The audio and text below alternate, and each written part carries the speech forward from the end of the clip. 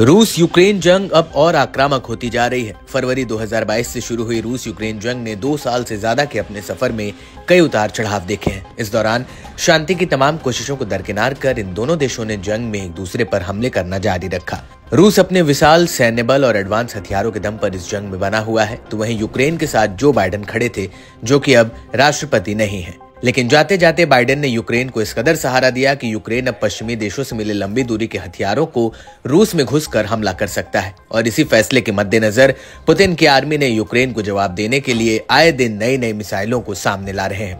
इससे ये बात साफ है कि यूक्रेन जितना भी हमला करे, रूस हर हमले का जवाब उसी अंदाज में देगा। अगस्त महीने में रूस ने अपने न्यूक्लियर प्लांट स्थित इलाके कुर्स्क में यूक्रेनी हमले की जानकारी दी थी और बताया था कि यूक्रेनी सेना ने यहाँ कब्जा जमा रही है।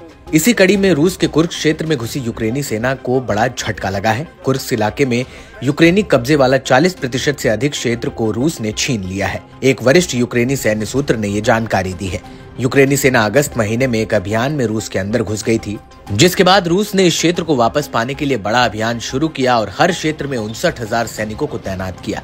सूत्रों के मुताबिक यूक्रेनी सेना ने अगस्त में अभियान शुरू करने के बाद कुर्स्क में 1376 वर्ग किलोमीटर क्षेत्र पर कब्जा कर लिया था, लेकिन अब उनके पास लगभग 800 वर्ग किलोमीटर का ही क्षेत्र कब्जे में रह गया है। रूसी सेना के लगातार हमलों से कुर्स्क में ये संभव हो सका है, लेकिन फिलहाल इस मामले पर रूस की तरफ से कोई आधिकारिक पुष्टि नहीं की गई है और न ही यूक्रेन ने इस बात पर अभी कोई अपडेट दिया है।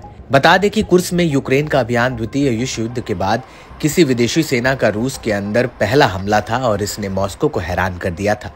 कुर्स्क में आगे बढ़ने के साथ यूक्रेन को उम्मीद थी कि वो इससे उत्तर पूर्वी यूक्रेन में रूसी हमलों को रोकने में कामयाब हो जाएगा, लेकिन जिस तरह से यूक्रेनी सूत्र ने कुर्स्क में हुए नुकसान की जानकारी साझा की है, उससे ये बात साफ है कि यूक्रेनी फौज रूस के सामने कमजोर पड़ रही है। यूक्रेनी सेना ने 1000 से ज्यादा सैनिकों, 72 टैंकों समेत लाव लश्कर के साथ कुर्स्क पर धावा बोला था। इस दौरान यूक्रेन ने जमकर तबाही मचाई थी। ये रूस के किसी इलाके में यूक्रेन का अब तक का सबसे बड़ा हमला भी था।